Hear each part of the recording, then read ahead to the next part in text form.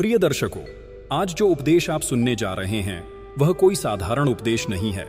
यह भगवद गीता का सार आपको शुरुआत से लेकर अंत तक भक्ति, प्रेम और वैराग्य का ऐसा रहस्य बताएगा जो अगर बीच में छोड़ दिया तो आप इसका असली संदेश कभी नहीं समझ पाएंगे। इसलिए आपसे निवेदन है, इसे अंत तक अवश्य सुनिएगा, क्योंकि इसका वास्तविक सार श्री कृष्ण के अंतिम उपदेश में छिपा है और वह उपदेश आपके जीवन का दृष्टिकोण बदल सकता है। युद्ध भूमि में अर्जुन ने अपने सभी भाई बंधुओं को सामने खड़ा देखा। मोह और प्रेम से उसका हृदय कांप उठा। उसने अपना गांडीव नीचे रख दिया और कहा, हे माधव, मैं अपने ही बंधु बांधवों पर प्रहार कैसे कर सकता हूं? उनका वध करके मुझे क्या लाभ होगा? तब श्री कृष्ण मुस्कुराए और बोले, हे पार्थ, यह संसार एक सराय है, यहां कोई स्थायी नहीं है। राजा हो या भिखारी, अंत सभी का एक समान है, परंतु सच्चे प्रेम और भक्ति के आगे यह संसार टिक नहीं सकता। सुन, आज मैं तुझे अपने एक अनन्य भक्त की कथा सुनाता हूं। फिर वहीं से कृष्ण का उत्तर शुरू होता है, जिसमें वे अर्जुन को प्रेम, मोह और वैराग्य का रहस्य समझाते हैं। सुबह का समय था। मंद सुगंध से भरी ठंडी हवा बह रही थी। आसमान निर्मल और शांत था। सूर्यदेव का तेजोमयी मुखड़ा पूर्व दिशा में झलकने लगा था।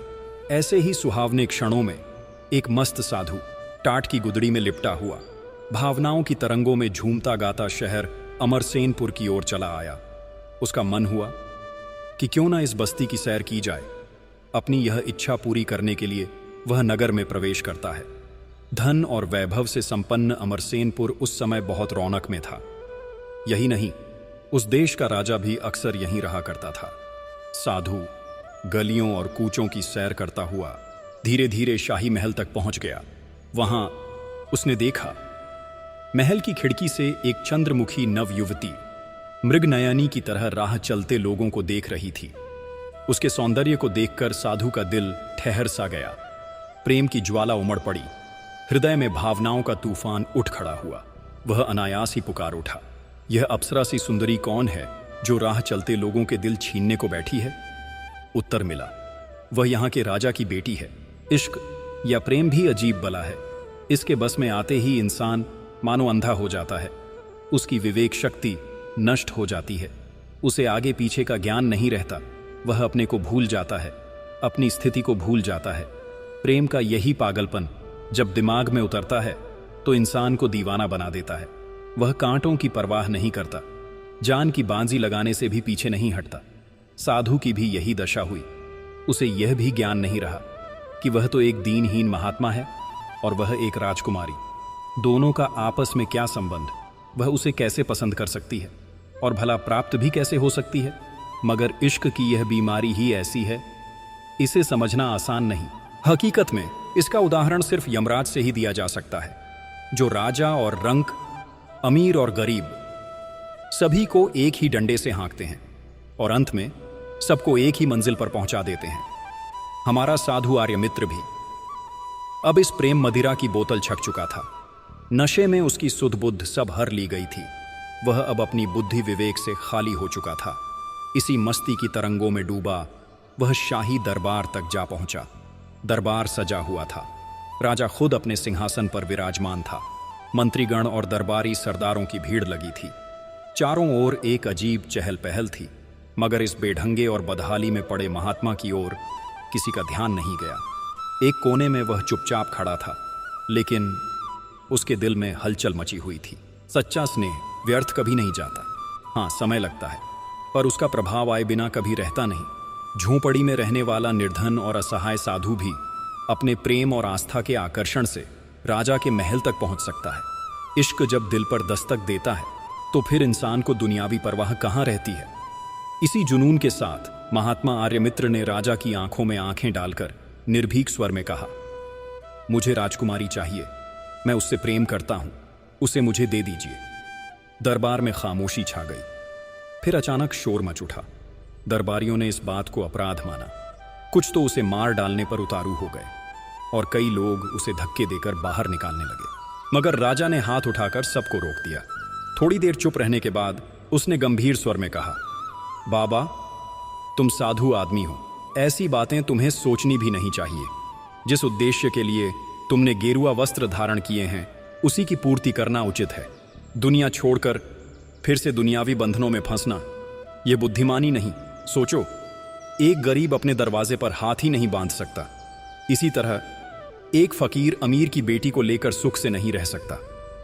तुम्हारे पास न धन दौलत है, न सवारी शिकारी, न घर द्वार। राजकुमारी को कहां रखोगे? क्या खिलाओगे? क्या पहनाओगे? वह तुम्हारे साथ कभी प्रसन्न नहीं रह सकेगी। इसीलिए अपने इस इरादे को त्याग दो। एक साधु के लिए संसार में उलझना उचित नहीं है, कृष्ण अर्जुन से कहते हैं। पर अर्जुन, जब मोह और प्रेम का नशा चढ़ जाता है तो मनुष्य उपदेश नहीं सुनता। आर्यमित्र भी अपनी धुन का पक्का था। वह टस से मस नहीं हुआ। दरबार में बैठे मंत्रीगण बुद्धिमान थे। वह राजा की प्रकृति को भली भांति जानते थे। राजा का स्वभाव था कि वह किसी सवाल को टालता नहीं था और साधु महात्माओं की बद्दुआ से भी डरता था। इसी वजह से मंत्री का दिल चिंतित था। उसे डर था कहीं ऐसा न हो कि महाराज उस साधु को मंजूरी दे दे। तब तो न सिर्फ हमारी इज्जत मिट्टी में मिल जाएगी, बल्कि राजकुमारी के साथ भी बड़ा अनर्थ होगा। इसीलिए मंत्री ने साधु से कहा, बाबा, इस समय हमारे महाराज को बहुत काम है, कल आना, तब तुम्हारी प्रार्थना पर विचार किया जाएगा। महात्मा आर्यमित्र यह सुनकर वहां से चला गया। अगले दिन आर्यमित्र फिर दरबार में पहुंचा। मंत्री ने पहले राजा के कान में कुछ फुसफुसाया, फिर साधु को अंदर बुलवाया। मंत्री ने गंभीर स्वर में कहा, बाबा, तुम एक विरक्त साधु हो, इन चक्करों में तुम्हें अपने को नहीं डालना चाहिए। भजन करो और अपनी आत्मा का कल्याण करो। गृहस्थी के जंजाल में पड़कर इंसान ईश्वर को भूल बैठता है। जिसके लिए तुमने यह दुनिया छोड़ी है, उसी साधना को पूरा करो। फिर से इस माया जाल में मत फंसो। उस मंत्री ने कितनी ही कोशिश की, मगर आर्यमित्र पर किसी उपदेश का कोई असर न हुआ। वह अपनी धुन का पक्का था। उसकी रट यही थी, राजकुमारी के साथ शादी। मंत्री ने फिर समझाया, राजकुमारी को ब्याह कर तुम कहां रखोगे? तुम्हारे पास न घर है, न कपड़े हैं, न खाने का सामान। ऐसे में उसे भीख पर गुजारा करना होगा। क्या यह उसे रास आएगा? उसे तो महल चाहिए, सेविकाएं चाहिए, आराम और ऐश्वर्य चाहिए। यह सब तुम कहां से लाओगे? इन बातों पर विचार करो बाबा, और इस मोह को छोड़कर चैन से भजन करो। आर्यमित्र ने उत्तर दिया, अगर यह उसके भाग्य में होगा तो सब कुछ मिलेगा। भगवान उसके लिए सब भेज देगा। दरबार में खामोशी छा गई। आखिरकार जब वह किसी तरह नहीं माना तो मंत्री ने एक शर्त रख दी। मंत्री बोला, ठीक है, राजकुमारी से तुम्हारी शादी हो सकती है, पर एक शर्त है। शाही खजाने में एक बहुमूल्य मोती है। जो कोई वैसा ही दूसरा मोती लाकर उसका जोड़ा बनाएगा, उसी को राजकुमारी मिल सकेगी। मोती लाया गया और आर्यमित्र को दिखाया गया। उसने वादा किया कि वह इसका जोड़ा लेकर आएगा। अपनी गुदरी संभाली और मोती लेकर वहां से चला गया। श्री कृष्ण अर्जुन से कहते हैं, देख अर्जुन, जहां संकल्प दृढ़ हो वहां असंभव भी संभव हो जाता है। यही सच्चे प्रेम की पहचान है। मंत्री और राजा दोनों राहत की सांस लेने लगे, क्योंकि ऐसा मोती बड़े बड़े राजाओं को भी नसीब नहीं होता। फिर यह भिक्षा मांगने वाला कहां से लाएगा? दरबारी हंसते हुए कहने लगे, न 9 मन तेल होगा, न साधु नाचेगा। मगर उन्हें क्या पता था कि यह गेरुआ वस्त्र वाला महात्मा जब इरादा कर लेता है तो भगवान भी उसकी मदद करता है। जिसे सच्चा संकल्प होता है, जिसका इरादा पक्का होता है, उसे संसार में कोई भी वस्तु कठिन नहीं लगती। मोती पाना भला कौन सी बड़ी बात है? बस दिल में सच्ची लगन चाहिए। जब नीयत साफ हो तो दैवीय सहायता अपने आप मिलने लगती है। इच्छित वस्तु एक न एक दिन हाथ आ ही जाती है। उस दिन समुद्र उफान पर था। बड़ी बड़ी लहरें उठती, भयानक जल जंतु सिर निकालकर फिर गायब हो जाते। कोई और होता तो डरकर लौट जाता, मगर आर्यमित्र कहाँ रुकने वाला था। इश्क का भूत उसके सिर पर सवार था। वह सब काम छोड़कर बस उसी मोती को पाने के लिए व्याकुल हो गया था। वह कहीं से एक मिट्टी की लौटा उठा लाया और उसी से समुद्र का पानी उलीचने लगा। दिन बीत गए, रातें गुजर गईं, सप्ताह और महीने निकल गए। न खाना, न सोना, न थकान का नाम, सिर्फ लोटे में जल भरकर किनारे से दूर फेंकता रहता। समुद्र के किनारे एक ऊंचा टीला था। उस पर एक सिद्ध पुरुष की कुटी बनी थी। वह प्रतिदिन यह तमाशा देखते, मगर कुछ कहते नहीं। एक दिन उनके हृदय में दया उमड़ी। उन्होंने सोचा, यह मनुष्य इतना परिश्रम क्यों कर रहा है? ऐसी कौन सी चाह है जो इसे दीवाना बना रही है? इससे पूछना चाहिए। और इसकी सहायता करनी चाहिए। प्रातःकाल का समय था। महापुरुष समुद्र स्नान करके लौटे और आर्यमित्र के पास जाकर बोले, भाई, यह जल फेंकने का क्या प्रयोजन है? हमें भी बताओ। संभव है हम तुम्हारी कोई सहायता कर सकें। आर्यमित्र ने विनम्र स्वर में उत्तर दिया, राजकुमारी से विवाह करना चाहता हूं, पर शर्त यह है कि शाही खजाने में जो बहुमूल्य मोती है उसका जोड़ा लाना होगा। इसीलिए मैं समुद्र का जल निकालकर उस मोती की तलाश कर रहा हूं, जिसका संकल्प दूध जैसा निर्मल होता है। उसके लिए संसार में कोई भी साध्य असाध्य नहीं रहता। आर्यमित्र ने सुना था मोती समुद्र की गहराइयों में ही पैदा होता है, इसलिए वह सीधा समुद्र के किनारे जा पहुंचा। उसने देखा सामने अथाह जल फैला हुआ है। सैकड़ों कोस तक लहरें उठ रही हैं। बड़ी बड़ी ऊंची तरंगें मानो आकाश से बातें कर रही हों। समुद्र गरज रहा था और चारों ओर कोलाहल मचा हुआ था। आर्यमित्र ने कहा, मैं यह समुद्र खाली कर दूंगा ताकि मोती निकल आए और मेरी अभिलाषा पूरी हो सके। महापुरुष मुस्कुराए और बोले, यह असंभव है। समुद्र को आज तक कोई खाली नहीं कर सका। बेहतर होगा तुम यह कार्य छोड़ दो और अपने रास्ते चलो। मगर वह साधु कहाँ मानने वाला था। उसने दृढ़ स्वर में उत्तर दिया, मैं आपसे सहायता नहीं मांगता।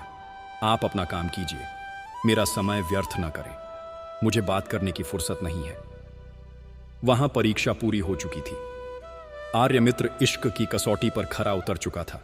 तब बाबा ने अपनी झोली खोली और उसमें से बड़े बड़े मोती निकालकर उसकी ओर फेंक दिए।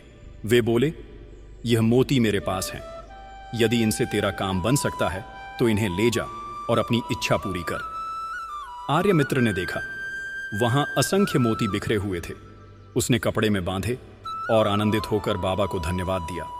यह थी प्रेम की महिमा। जब दिल में सच्ची चाह होती है तो वस्तु मिलने में देर नहीं लगती। जैसा कहा गया है, जाको सत्य स्नेह सो तो ही मिलत न कछु संदेह। जहां जल भरा होता है वहां की मिट्टी कोमल और लोचदार होती है। जहां जल नहीं होता वहां की मिट्टी सूखी और कठोर निकलती है। वह बिना जल की सहायता के कुम्हार के किसी काम नहीं आती। वैसे ही प्रेम को किसी नए शब्दों में बांधना कठिन है। प्रेम जल के समान है जो हृदय में कोमलता और लोच भर देता है। हे अर्जुन, ईश्वर का सान्निध्य केवल उन्हें ही मिलता है जो तर्क वितर्क में नहीं उलझते, बल्कि अपने हृदय को प्रेम से भर देते हैं। देवताओं ने जब भगवान की खोज की तो कभी वन, कभी पर्वतों, कभी क्षीर सागर में ढूंढते फिरते। तब शिवजी प्रकट हुए और बोले, जिसे तुम बाहर ढूंढ रहे हो वह तुम्हारे भीतर ही है। जिस प्रकार दही में मक्खन छिपा रहता है, वैसे ही प्रेम और परमात्मा भी तुम्हारे अंतःकरण में ही छिपे हैं। भजन और श्रद्धा की रुई से उन्हें बाहर निकालो। रामायण में भी यह प्रसंग आया है। शिवजी ने कहा था, हरि व्यापक सर्वत्र समाना, प्रेम ते प्रकट हो ही में जाना। प्रेम की यही शक्ति है कि उसमें होश नहीं रहता। जैसे ही प्रेम की बूंद हृदय में उतरती है, मनुष्य मदमस्त हो जाता है। सच्चा प्रेमी फिर दुनिया की परवाह नहीं करता। वह एक ही आराध्य, एक ही लक्ष्य में पूर्ण रूप से डूब जाता है। आर्यमित्र जल्दी जल्दी पांव उठाते हुए खुशी खुशी राजमहल वापस लौटा। उसे विश्वास था कि उसकी मुराद, उसकी आशा अब अवश्य पूरी होगी। मगर उसे कहां पता था कि इश्क की मंजिल अभी अधूरी है। अभी उसे एक और परीक्षा से गुजरना था, और यह परीक्षा पहले से भी कठिन थी। दरबार में पहुंचते ही आर्यमित्र ने मोती पेश किया, लेकिन मंत्री ने उसे देखते ही गुस्से से कहा, हमने तुम्हें यह काम सौंपा था कि दूसरा मोती लाओ और जोड़ा बनाओ। फिर यह अधूरा मोती लेकर मुंह दिखाने कैसे चले आए? मंत्री सोच रहा था कि आर्यमित्र अब कभी लौटेगा ही नहीं। उसकी नजर में यह काम असंभव था। मगर वह साधु आत्मविश्वास से बोला, मैं बहुत से मोती लाया हूं। आर्यमित्र ने दरबार में मोती पेश किए और कहा, लो, इसका जोड़ा मैंने मिला दिया है। अब राजकुमारी को मेरे हवाले करो, जैसा कि वादा किया था। उसने अपनी झोली खोली और सैकड़ों मोती, जो उस एक मोती से भी अधिक चमकदार थे, शाही दरबार में बिखेर दिए। सभी हैरान थे, सोच में पड़ गए कि इतना बहुमूल्य मोती यह साधु कहां से ले आया। तब मंत्री ने बात टालते हुए कहा, कल तुम्हारा मामला पेश होगा, अभी जाओ। आर्यमित्र चला गया। राजा के मन में तो वादा निभाने की बात थी, लेकिन मंत्री किसी भी हाल में तैयार नहीं था। वह राजकुमारी को किसी भी कीमत पर इस फकीर के हवाले नहीं करना चाहता था। अगले दिन आर्यमित्र फिर दरबार में पहुंचा। उसे पूरा विश्वास था कि अब उसकी मंजिल पूरी हो जाएगी। लेकिन वहां का रंग बदला हुआ था। मंत्री क्रोध में उबल रहा था। वह किसी भी तरह इस साधु को दूर करना चाहता था। मंत्री ने जब आर्यमित्र को धमकाया तो वह भी तमातमा उठा। उसने क्रोध में उत्तर दिया, तुझे भगवान का कोई डर नहीं है। तू भिखारी समझकर मेरे साथ जुल्म करता है, मुझे अकेला और बेबस समझता है। याद रख, मेरा मालिक मेरे साथ है, वही है जो तुझे बिना सजा दिए न छोड़ेगा। उसी की कृपा से ही मुझे यह मोती मिले। तूने वादा करते समय भगवान को गवाह बनाया था।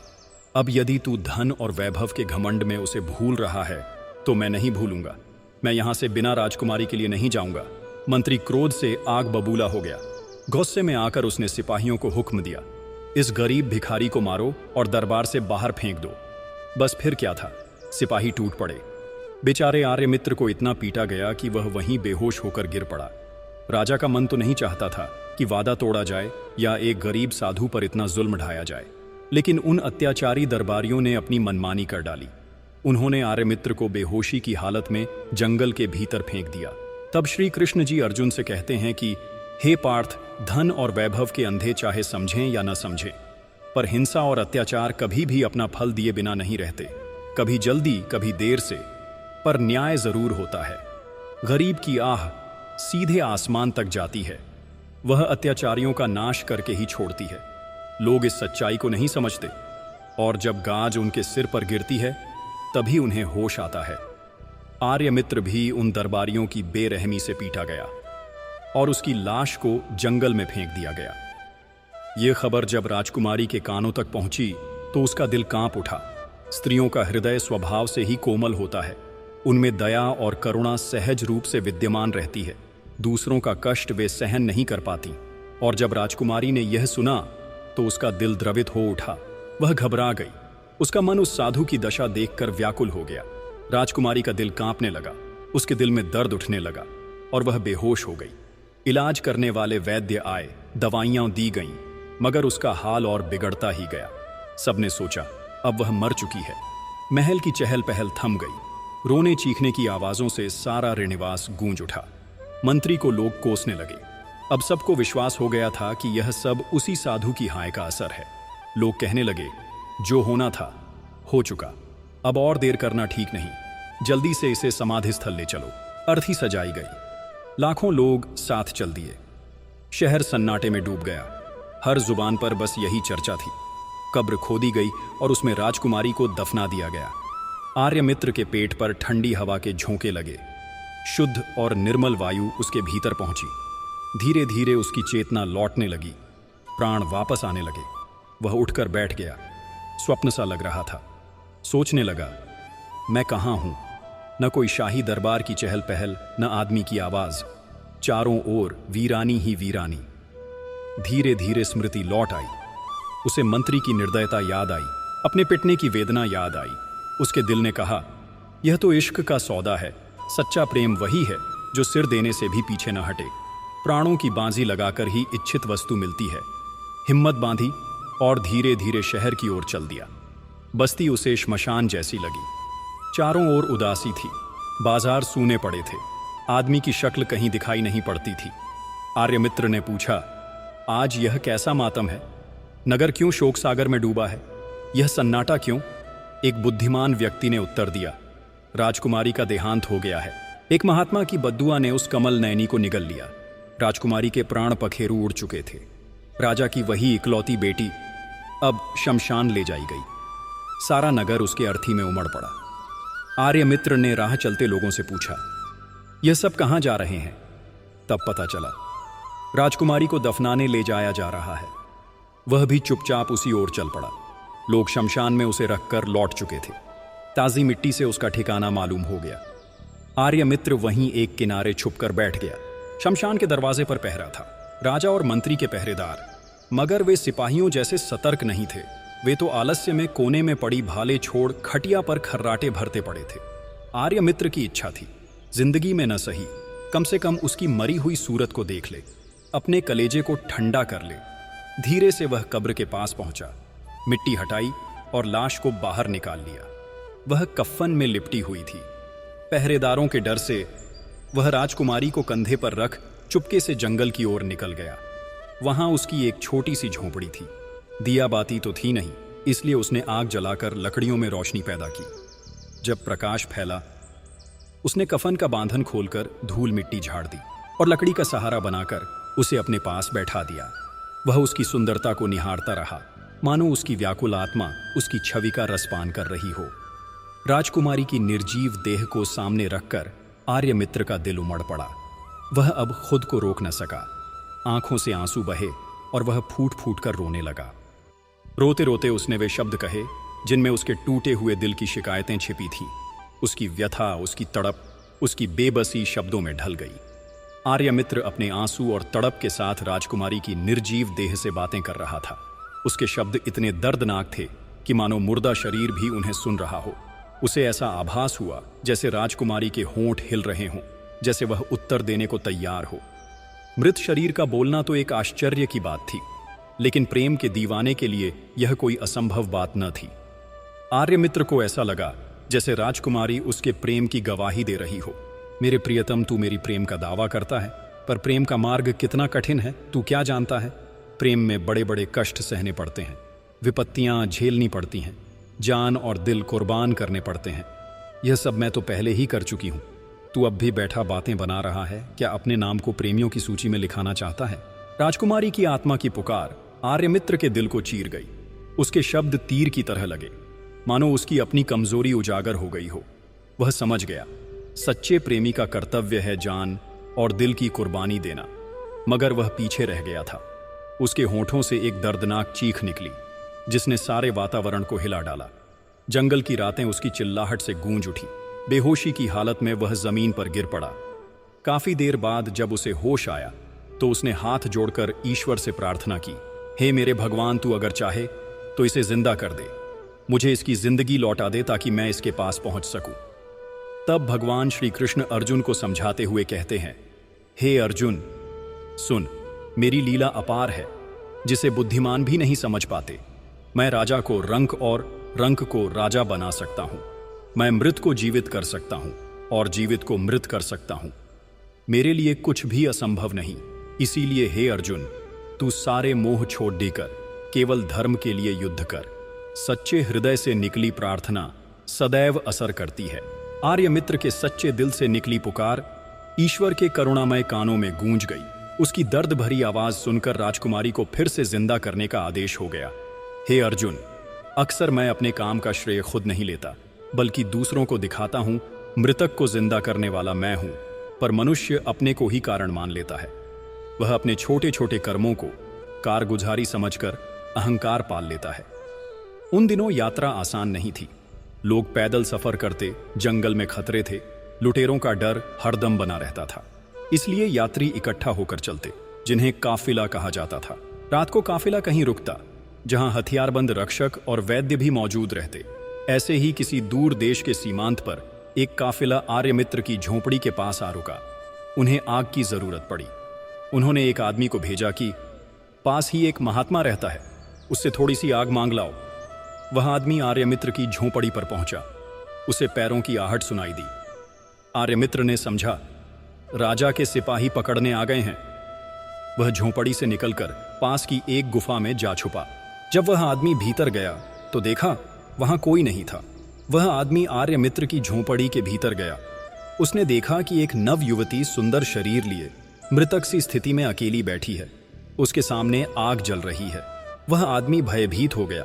आग लेने की हिम्मत नहीं हुई। कांपते हुए उल्टे पांव भागा और अपने साथियों को सब कुछ बताया। गिरोह का मुखिया एक साहसी पुरुष था। वह वैद्यों और कई आदमियों को लेकर वहां पहुंचा। वैद्यों ने हाथ लगाया। नाड़ी बंद थी, हृदय की गति थम चुकी थी, शरीर स्थिर था, लेकिन होठों पर जीवन की एक हल्की झलक थी। संदेह हुआ तो खंजर से चीर डाला। खून की बूंदें बाहर आईं। अब उन्हें विश्वास हो गया, यह सचमुच मृत नहीं है, बल्कि घर वाले इसे मृत समझकर यहां छोड़ गए हैं। तुरंत आदमी को दौड़ाया गया। दवा मंगाई गई। दांती खोलकर औषधि उसके गले में डाली गई। ईश्वर की कृपा से कुछ ही देर में लड़की ने आंखें खोल दी। शरीर हिला। इलाज करने वालों का उत्साह बढ़ा। एक और डोज दी गई। अन्य उपचार भी किए गए। आखिरकार किसी न किसी तरह उसे होश में ले आया गया। धीरे धीरे उसे चेतना लौटी। जुबान हिली। लड़खड़ाती आवाज में बोली, तुम कौन हो? मैं कहाँ हूँ? ये क्या जगह है? मुझे महलों से यहाँ कौन लाया? न नौकर चाकर हैं, न माता पिता। क्या मैं कोई सपना देख रही हूँ? राजकुमारी ने आंखें खोली और बोली, क्या मैं सपना देख रही हूँ या वास्तव में इस हाल में हूँ? लोगों ने उत्तर दिया, हमें कुछ मालूम नहीं। हम तो परदेसी यात्री हैं, अग्नि की तलाश में इधर आए थे। आपको इस दशा में देखा और आपका इलाज किया। ईश्वर ने आपको जीवन दिया है। अब आप ही बताइए, कौन हैं, कहाँ से आई हैं? अगर हमसे कोई मदद हो सके तो करेंगे। राजकुमारी ने संक्षेप में अपनी कहानी सुनाई। उसी झोंपड़ी के पीछे छुपा बैठा आर्यमित्र यह सब देख रहा था। अब उसे विश्वास हो गया कि ये लोग यात्री हैं, राजा के सिपाही नहीं, इसलिए वह सामने आया। उसने आरंभ से लेकर अंत तक अपनी पूरी कहानी उन्हें सुना दी। मुखिया राजकुमारी से कहने लगा, आओ हम तुम्हें महलों तक पहुंचा दें। तुम्हारे माता पिता तुम्हारी जुदाई में परेशान होंगे, वहां तुम्हें सुख मिलेगा। राजकुमारी बोली, अब मुझे महलों का कोई मोह नहीं, न ही माता पिता का। मेरे लिए तो वही हैं जिन्होंने मुझे मौत के मुंह से निकालकर जीवन दिया है। घर वालों ने मुझे मृत समझकर मिट्टी में दबा दिया। सैकड़ों मन मिट्टी मेरे ऊपर डाल दी, मैं वहीं दम घुटकर मर जाती। अगर मेरा सच्चा प्रेमी मुझे निकाल न लाता, अब मैं उसी की हूं। चाहे कितने ही कष्ट उठाने पड़े, मैं उसे छोड़कर नहीं जा सकती। काफिले के आदमियों ने उसी समय धार्मिक रीति से उनका विवाह करा दिया और इस तरह आर्यमित्र और राजकुमारी एक हो गए। अब वे दोनों पति पत्नी बनकर प्रेम और अनुराग के साथ वहीं रहने लगे। झोंपड़ी में साधारण जीवन जीते जीते 1 वर्ष बीत गया। आर्यमित्र भिक्षा लाता, दोनों उसी अन्न पर जीवन यापन करते। दिन भर शांति से ईश्वर भजन में लगे रहते। फिर राजकुमारी ने एक पुत्र को जन्म दिया जो बिल्कुल उसी के रंग रूप का प्रतीक था। पिता ने उसका नाम रखा ईशान। जब वह बालक 5 वर्ष का हुआ तो उसे सरकारी गुरुकुल में पढ़ने भेज दिया गया। आर्यमित्र उसे सुबह अपने साथ भिक्षा पर ले जाता और शाम को अपने साथ घर वापस लाता। वह बालक बुद्धिमान और तेज था। जो भी पढ़ाया जाता तुरंत याद कर लेता। पढ़ाने वाले भी उससे प्रसन्न रहते। हर कोई उसे प्यार की नजर से देखता था। राजा की वह लड़की राजकुमारी उसकी इकलौती संतान थी। इसी पर माता पिता का सारा स्नेह केंद्रित था। जब राजकुमारी का वियोग सहन न हो सका तो वह और उसकी पत्नी राजपाट का मोह छोड़कर ईश्वर भजन में लग गए। मंदिरों में जाकर भजन करते, गुरुकुलों में जाकर इनाम बांटते। एक दिन यूं ही घूमते घामते राजा उसी गुरुकुल में पहुंच गया जहां छोटा सा ईशान पढ़ रहा था। विद्यार्थियों से धर्म ग्रंथों को सुनाने को कहा गया। ईशान ने आगे बढ़कर श्लोक पढ़े। राजा की नजर उस छोटे बालक पर पड़ी। चेहरे की मासूमियत, शक्ल, सूरत उसे राजकुमारी की याद दिलाने लगी। आंखें भर आईं। उसका दिल पुकार उठा, काश मैं इसे गले से लगा लूं, इससे लिपट कर रो लूं। लेकिन राजशाही नियमों ने उसे रोक दिया। वह चाहकर भी उसे छू न सका। राजा ने रार्षियों से पूछा, यह किसका पुत्र है? इसके बाप का नाम क्या है और यह कहाँ रहता है? आर्षि बोले, महाराज, यह एक निर्धन भिखारी का बेटा है। वह सुबह इसे यहाँ छोड़ जाता है और शाम को अपने साथ ले जाता है। हम उसका नाम नहीं जानते, न ही उसके घर का पता हमें मालूम है। राजा ने सीधे लड़के से पूछा, क्या तुम अपने पिता का नाम जानते हो? तुम कहाँ रहते हो? कुछ बता सकते हो? ईशान ने मासूमियत से उत्तर दिया, मैं ज्यादा तो नहीं जानता, पर इतना बता सकता हूं कि मेरे पिता का नाम आर्यमित्र है। वह बस्ती से दूर एक झोंपड़ी में रहता है और भीख मांगकर गुजारा करता है। आर्यमित्र नाम सुनते ही राजा सन्न रह गया। अतीत की स्मृतियां उमड़ पड़ी। आह, ये तो वही साधु है जिसे मंत्री ने मरवाकर जंगल में फेंक दिया था। उसी कारण तो मेरी पुत्री की जान गई थी। क्या यह संभव है कि वे दोनों फिर से जिंदा हो गए हों? राजा के मन में संशय और मोह उमड़ पड़ा। उसका दिल कह रहा था, इस बच्चे को अपने पास रखो, यह मेरा ही खून है। उसने सैनिकों से कहा, इस बच्चे को हमारी महारानी के पास ले चलो। जब तक इसका पिता नहीं आता यह यहीं रहेगा। सैनिकों ने लड़के को राजा के महलों में पहुंचा दिया। जब महारानी ने उस मासूम बच्चे को देखा तो उसकी आंखें भर आईं।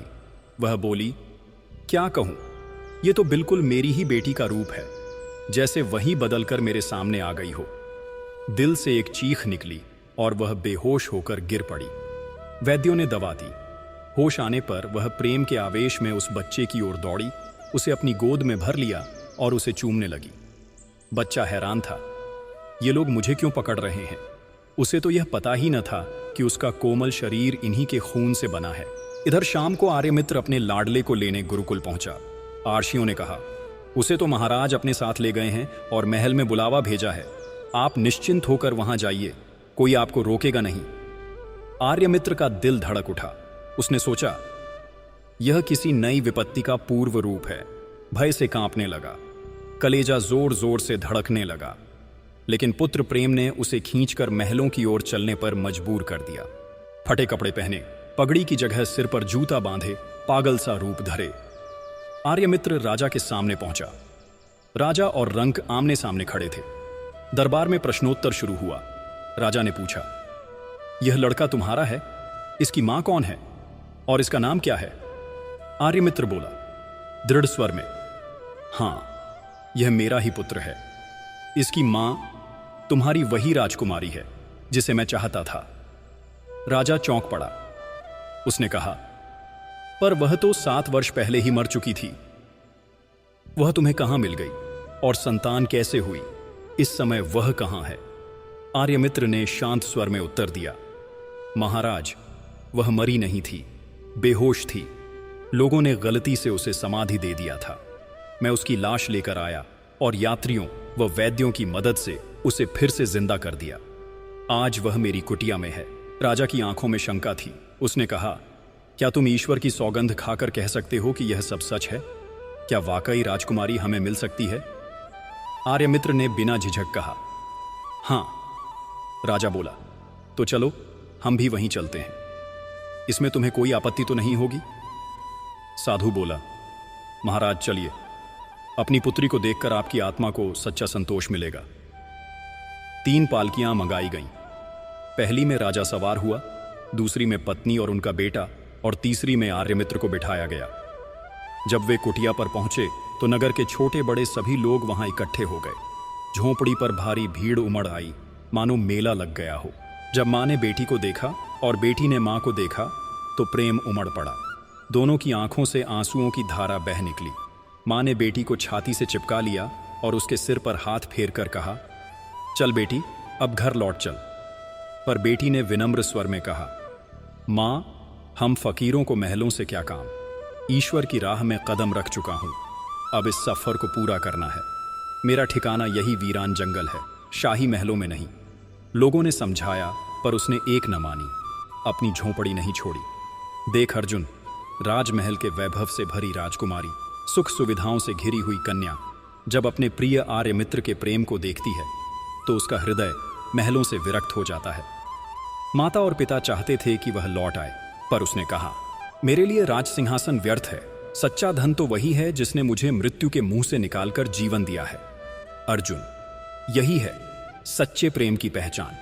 संसार का वैभव संबंध न टिकता है, न सुख देता है, पर जब आत्मा को परमात्मा का संग मिलता है तो वही अनंत आनंद है।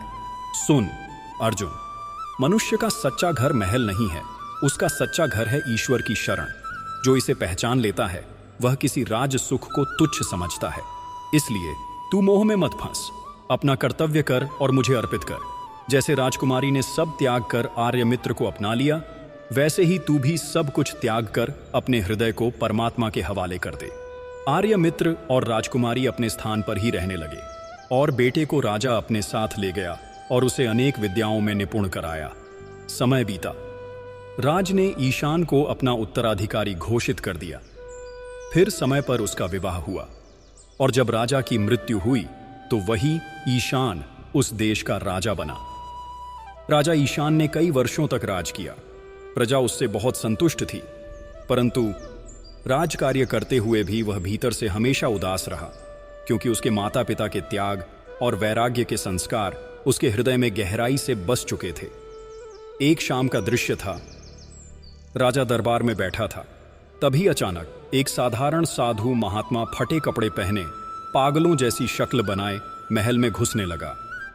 दरबानों ने रोका, लेकिन वह लगातार अंदर बढ़ता ही चला गया। लोगों ने पूछा, तुम कहां जा रहे हो?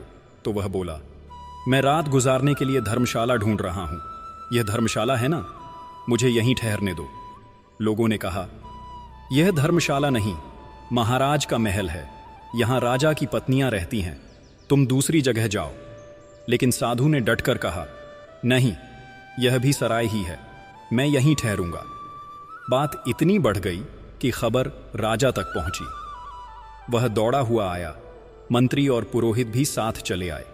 जब साधु ने किसी की न सुनी तो अंत में खुद ईशान सामने आया और हाथ जोड़कर बोला, महात्मन, यह मेरा घर है, कोई धर्मशाला नहीं। इसमें मेरी पत्नियां रहती हैं। आपके ठहरने का इंतजाम कहीं और कर दिया जाएगा। साधु ने गंभीर स्वर में कहा, यह तेरा घर नहीं है, यह संसार एक रंगमंच है। इसमें कितने आए और ठहरे, फिर चले गए। तू भी यात्री है, तुझे भी चलना है। फिर इस घर को तू अपना कैसे बता सकता है? इन शब्दों में न जाने कैसी शक्ति थी। साधु की वाणी का जादू ऐसा असर कर गया कि राजा ईशान के शरीर में मानो बिजली सी दौड़ गई। उनके हृदय के नेत्र खुल गए। उन्होंने तुरंत शाही पोशाक उतार फेंकी, नंगे सिर और नंगे पांव जंगल की ओर चल पड़े। और ऐसा वैराग्य उन पर छा गया कि जीवन पर्यंत फिर अपनी राजधानी की ओर आंख उठाकर भी नहीं देखा। वह घोर तप में लीन हो गए और महत्व का पद प्राप्त किया और अपने समय के महान संतों में गिने जाने लगे। हे अर्जुन, आर्यमित्र का जीवन यही सिखाता है। सच्ची जागृति तभी आती है जब इंसान समझ ले कि यह संसार केवल एक रंगमंच है, कोई स्थायी घर नहीं। तो हे पार्थ, यही इस कथा का सार है। यह संसार एक सराय है। राजा हो या साधु, अंत सबका समान है। सच्चा सुख न धन में है, न वैभव में। सच्चा सुख तो केवल भक्ति और प्रेम में है। जिसने अपने हृदय को प्रेम और वैराग्य से भर लिया, वही इस जीवन रूपी सागर से पार उतर गया। यही गीता का रहस्य है। अर्जुन, मानुस्मर युध्य छ, यानी हर समय मुझे स्मरण कर, अपना कर्तव्य कर। प्रेम और भक्ति ही परमात्मा तक पहुंचने का सेतु है। अर्जुन, मनुष्य का सबसे बड़ा शत्रु क्या है जानते हो? धन, वैभव या शत्रु नहीं, बल्कि मोह है। मोह वह जाल है जो हमें अपने बंधु बांधव, सुख सुविधा और राज सिंहासन से बांध देता है। मोह के कारण मनुष्य अपना कर्तव्य भूल जाता है। तू देख रहा है, युद्ध भूमि में अपने ही भाई बंधु देखकर तेरा हृदय कांप उठा, गांडीव हाथ से ढीला पड़ गया। यही मोह की शक्ति है। पर याद रख, सच्चा प्रेम मोह से ऊपर होता है। प्रेम हमें आत्मा और परमात्मा तक ले जाता है। मोह बांधता है, प्रेम मुक्त करता है। मोह अंधा करता है, प्रेम मार्ग दिखाता है। प्रिय दर्शकों, यही इस उपदेश का सार है कि मोह हमें संसार में बांधता है और सच्चा प्रेम हमें ईश्वर तक पहुंचा देता है। आर्यमित्र और राजकुमारी की यह गाथा हमें यही सिखाती है कि जब मनुष्य प्रेम और भक्ति में अटल हो जाता है तो मृत्यु भी उसके मार्ग को नहीं रोक सकती। इसलिए हे अर्जुन, मोह को त्याग और प्रेम को अपनाओ। यही गीता का शाश्वत संदेश है। और यदि यह उपदेश आपके हृदय को स्पर्श कर गया हो तो इटर्नल गीता चैनल को सब्सक्राइब कीजिए, घंटी का निशान दबाइए